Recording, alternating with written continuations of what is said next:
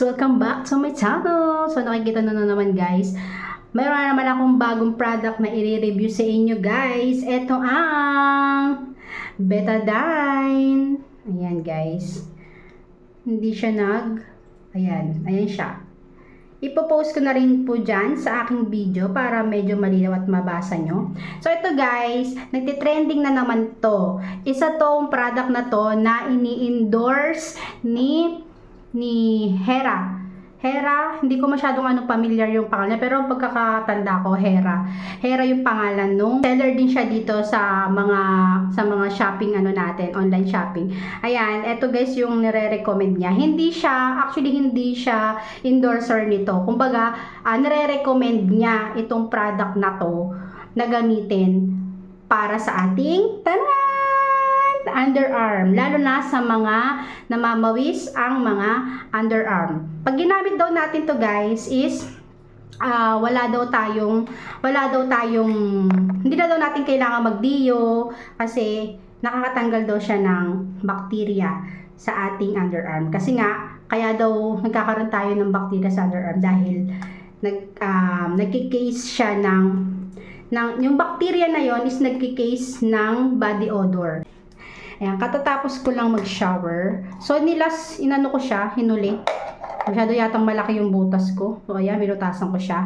Ang sabi dito, Betadine, tapos Skin Germ Killer, Odor Eliminator. So, Odor Eliminator, it means po is nakakatulong siya sa mga body odor natin. Sa mga nangangasim sa ating katawan tulad na ng leeg, ng singit, ng kilikili. Kung saan yung mga part na pinagpapawisan tayo, kaya siya nangangasim kasi nga yung pawis na yun is nagkikase siya ng bakterya na naging body odor. So, yun guys ha. Tandaan nyo yun. So, ayan.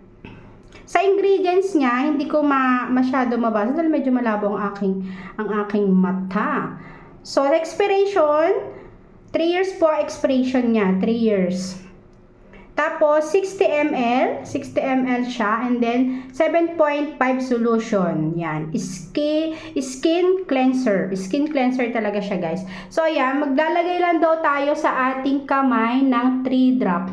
Medyo malaki kasi yung aking, kaya 3 drop lang daw, guys.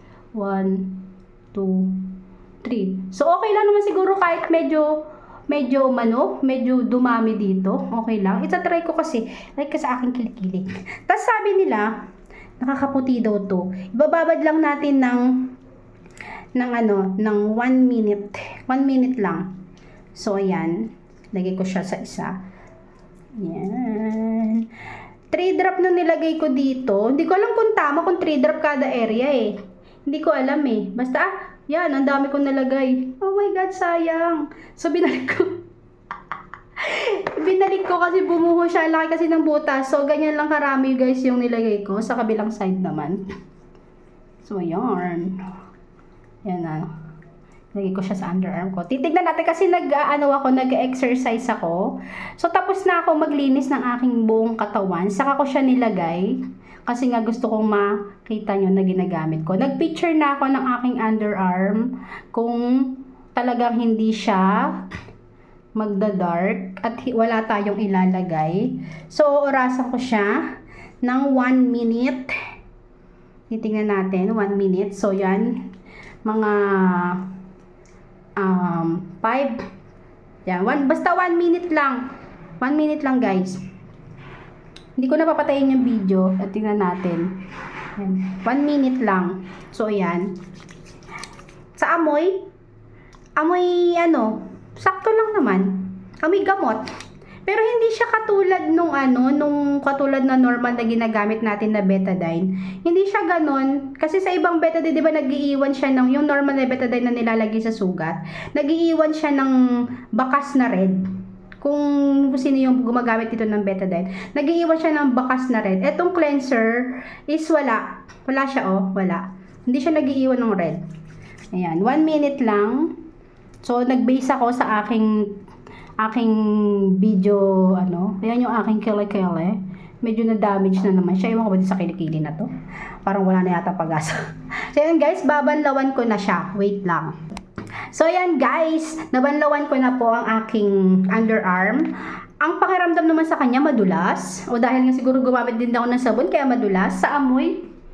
Sa amoy niya, naiiwan yung amoy nung solution sa kilikili. Mamaya mag-exercise ako, magbibideo din ako ng konti habang mag-exercise ako. Ipapas-forward na lang natin, tapos iaano natin kung siguro pag pinagpawisan ako, magbibideo ulit ako para malaman ko kung nag-amoy ba siya, or after ko na lang mag-exercise, saka ko sasabihin sa inyo kung ano yung naging resulta niya, kung nag-asim ba ang aking kilikili or ano. Sana humiyang na to guys, kasi ayaw ko talaga naglalagay ng deodorant. Kasi nakakaitim talaga siya. Hindi ko talaga malaman kung anong ilalagay ko. Kaya itinry ko to. Ayan, napakarami na talaga. So ito, isa na naman to sa aking product na pang underarm. Sana siya na. So yan lang for today's video. Thank you for watching. Update ko kayo later. So ayan guys, ngayon tapos ko maligo, basa-basa pa ang aking hair. Itatali ko siya kasi mag-exercise tayo para masubukan natin yung nilagay natin sa underarm natin na product.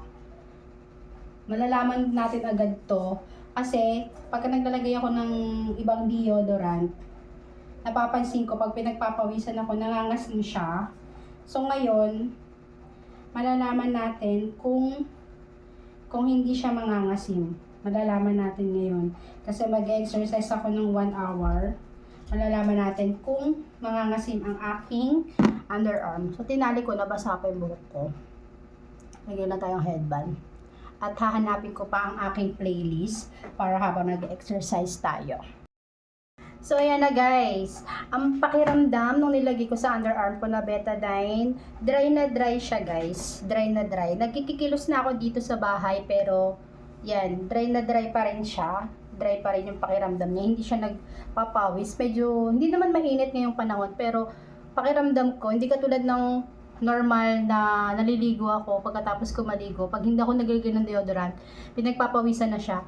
So, ngayon, after ko maligo, ilang minutes na lumipas, nagbihis ako, nag-ayos ako, nag-ready ako para sa aking gagawing exercise. So, hindi siya pinagpawisan, dry na dry pa rin siya yan, dry na dry pa rin. So, itatry natin guys, ngayon natin malalaman agad-agad ang resulta after ko mag-exercise. So, mag-video ako ng mga ilang minutes habang nag-exercise, titignan natin kung pagpapawisan siya, okay?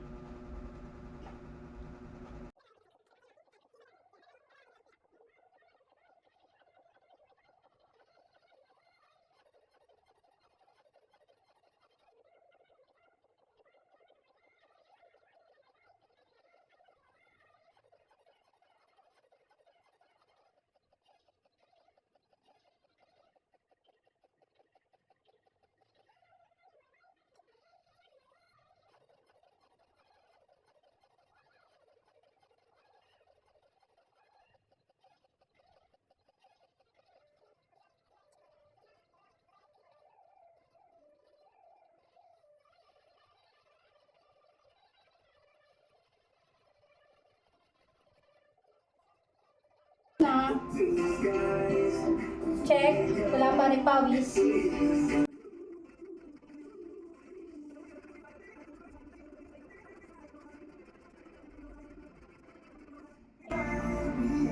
Five minutes. Check.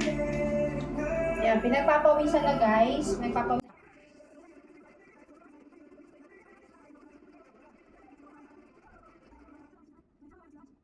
Ayan guys.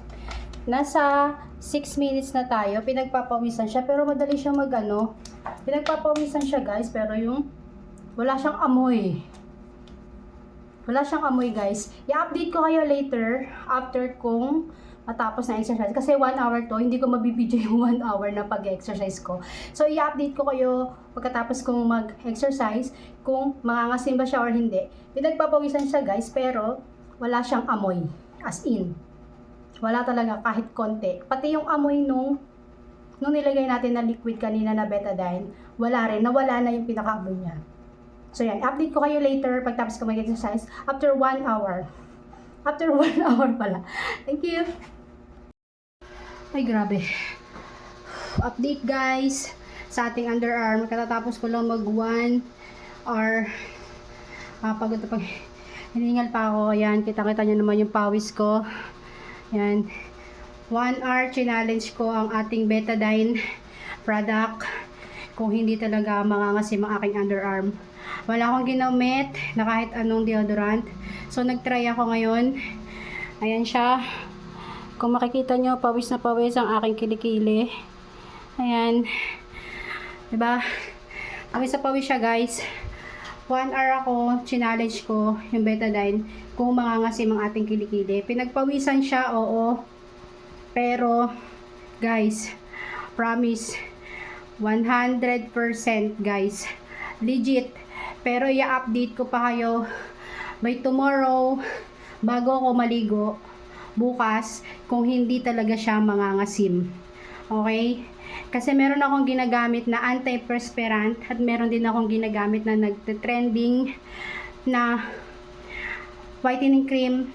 Pero, bago ako maligo, kinabukasan, nangangasim talaga yung kilikili ko. So, ngayon, matcha-challenge natin itong Betadine cleanser na to, kung talagang effective talaga siya at 100% talaga na hindi tayo mangangasim buong maghapon at magdamag. Actually hindi maghapon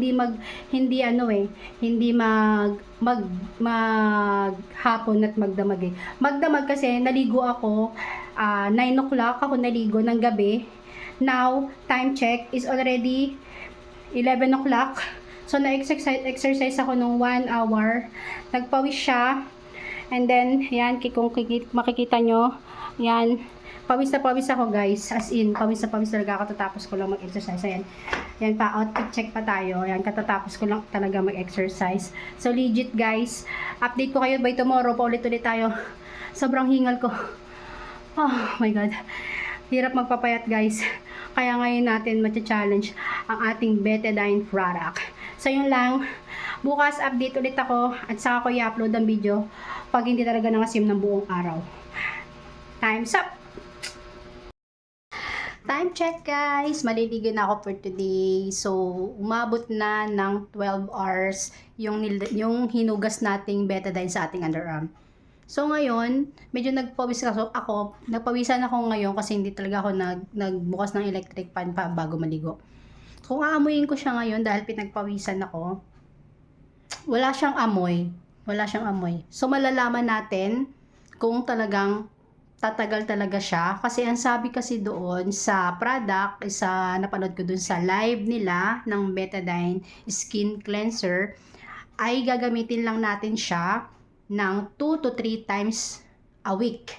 So, ma-challenge natin ngayon kung hindi ako magkakaamoy pagkatapos ko mamaya mag-exercise dahil everyday ako nag-exercise ng 1 hour. So, matcha-challenge natin siya by later, after nun, mag-update ulit ako. So, hahaba tong video natin kasi gusto kong ma-share sa inyo kung talagang effective siya na hindi gamitin siya ng 3 times a week or 2 times a week lang.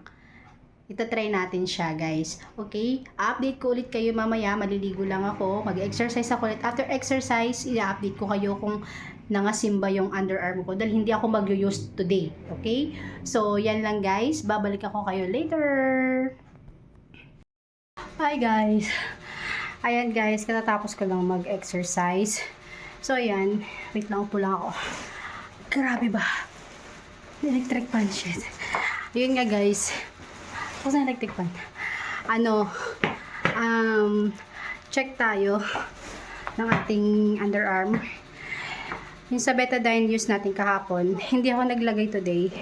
So, challenge ko ngayon na kasi hindi siya pwedeng araw-arawin. So, ngayon, nag-exercise ako ng 1 hour ulit para malaman natin kung hindi siya mangangamoy pawis.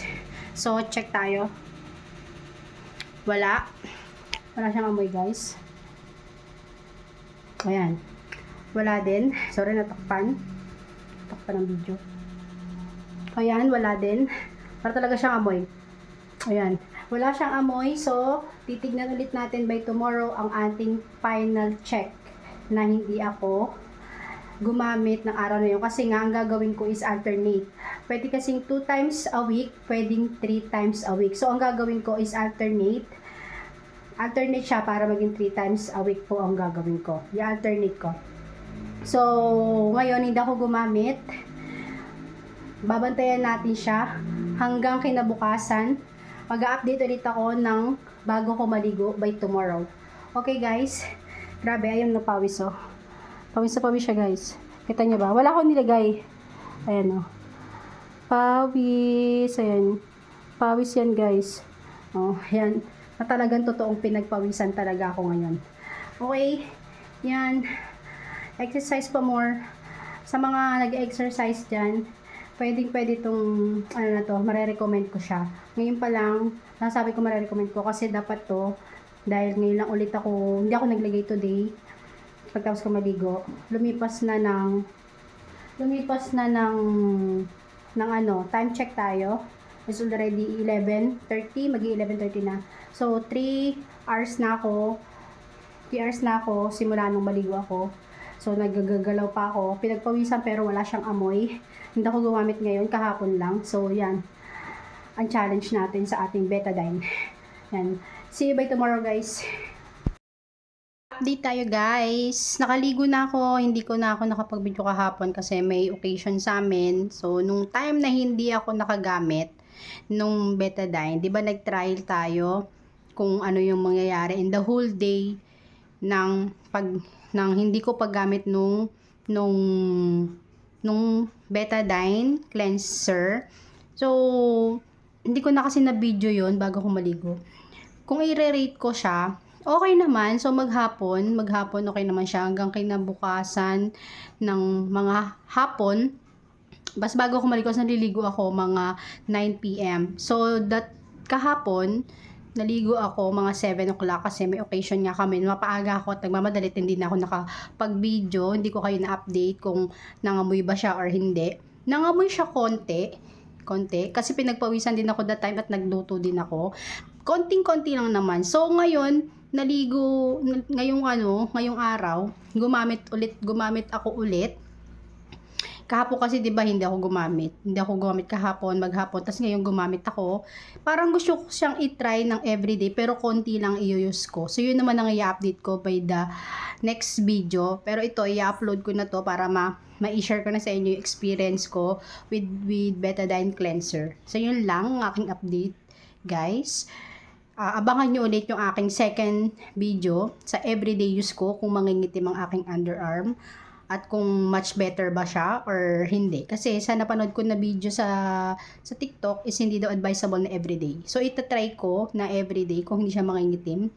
Kung hindi mangingitim yung ating underarm. At kung mas okay ang resulta ng everyday. Kasi nakalagay dun sa bottle, binasa ko, pwede mo daw siyang gamitin twice a day. Pwede daw gamitin twice a day. So, dahil nga sinasabi ng iba, ang feedback nila is pwedeng mangitim. Siguro pangingitim siya pag matagal mo binabad. Pero meron din ako naririnig na mga video, mga review na hindi naman daw nakakaitim. So hindi niya kasi nasabi doon kung ina-alternate niya yung gamit or in everyday niya. So yun ang gagawin natin sa aking second video. So ngayon, naglagay ako ngayon, nag-use ako ng cleanser. So, yun naman ang itatry natin, yung everyday use kung mangingitim ba siya or hindi. Yan lang for today's video. Walang aking last update sa ang ating 3 times a day of using of betadine cleanser. Thank you guys!